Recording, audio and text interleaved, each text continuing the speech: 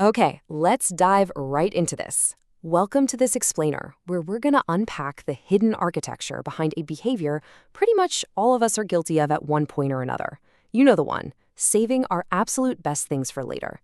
We're going to peel back the layers on the fascinating psychology behind why we restrict our own enjoyment and look at what our brains are actually doing behind the scenes. Think about this for a second and be completely honest with yourself here. Is your closet full of expensive candles you absolutely refuse to light? Or maybe you've got that one incredibly nice outfit or a pricey bottle of wine just sitting there in the dark waiting for a special occasion that, let's be real, never actually seems to arrive? You might tell yourself you're just being careful or showing appreciation for your nice things. It feels like the responsible adult thing to do, right? But psychology reveals there is a much deeper mechanism at play here, where your mind basically treats a good thing like a fragile museum artifact instead of something meant to be enjoyed.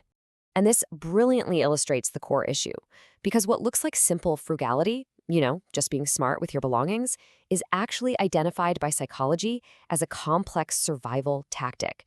Your brain isn't just trying to save a few bucks on a nice candle, it is actively trying to manage your identity, your sense of control, and your own perceived value. All right, so that brings us to section 1, identity and infinite potential. Let's look at the roadblocks in the mind.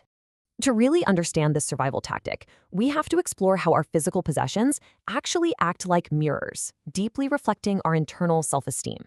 It all comes down to identity alignment, which is the brain's natural resistance to actions that just don't match how a person secretly sees themselves. If you grew up in an environment where your emotions were ignored, or maybe you were taught that you aren't all that important, your mind basically stalls when faced with luxury. Deep down, you might have internalized this deeply rooted belief that you simply haven't earned the right to enjoy it yet. Using that luxury item creates massive friction because it feels like it belongs to a more successful or more worthy version of you, a version of yourself that you feel you just haven't quite become yet. Which leads us directly to this fascinating contrast, infinite potential versus the reality of using. In psychology, simply imagining a successful or pleasurable moment actually gives your brain a real sense of achievement. It releases these tiny, super satisfying amounts of dopamine and contentment. When you look at that beautiful, untouched thing sitting on the shelf, you mentally experience the pleasure of it without the risk of it ever being over. Your brain basically gets addicted to the dream. It prefers the infinite potential of the item way over the reality of using it. Because the hard truth is, once you light the candle or pop the cork on that wine, the dream is finished. Let's move to section 2 and see how this builds. Anchors and rigid rules. It's all about craving control. Life is, well, it's completely unpredictable and often incredibly messy, right? And because of that, our brains naturally crave absolute control. Our unused, pristine items play a huge, surprisingly structural part in that need for stability. Think about this mindset for a second. No matter how bad things get, I still have this one perfect thing waiting for me. Keeping things perfect and in their designated place provides a very quiet but very powerful sense of relief and completion. By keeping that luxury item completely untouched, you are actively creating a guaranteed future reward that you have total control over. It literally turns an uncertain, chaotic future into something manageable. It becomes this mental anchor of stability in a storm. But that anchor comes with a really heavy cost, driven by what we call rigid internal standards. While we might fiercely hate when other people put rules on us, we act as our own incredibly strict drivers. We impose this super rigid structure of a special occasion. We stall until our very specific, often ridiculous internal requirements are met. We fiercely resist using a good thing just because, as if doing so would somehow oversimplify or completely disrespect its value. We literally hold ourselves back, trapping the item and ourselves until we feel we've hit an invisible and honestly often impossible threshold of worthiness. Which brings us to section 3, visibility and the overgiver. Let's talk about the fear of the spotlight. We subconsciously play these relentless roles for others, and it's almost always at the expense of our own enjoyment. It's a learned pattern of overgiving, which is incredibly common if you happen to be the fixer in your relationships. It usually goes like this.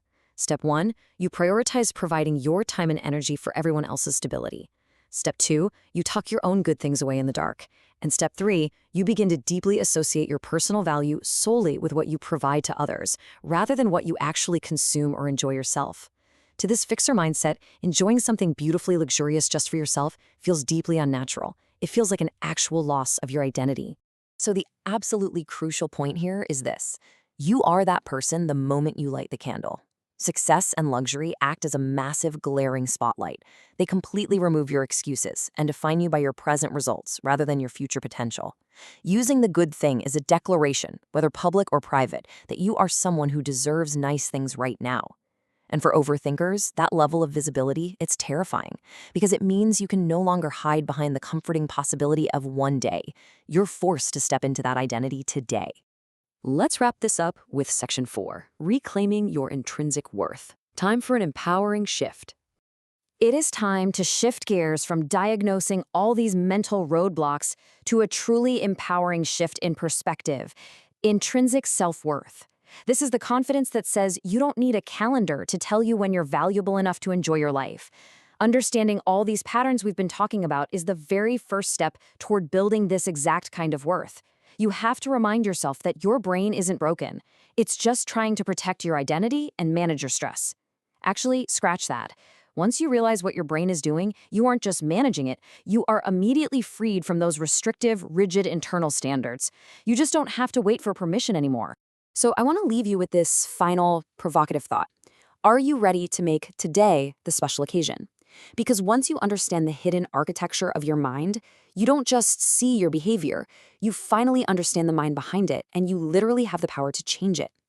If this explainer helped you realize why you've been saving your best for later, be sure to subscribe for more real psychology so we can keep breaking down these fascinating concepts together. Now go open that closet, pull out your good things, and finally use them. We'll see you in the next one.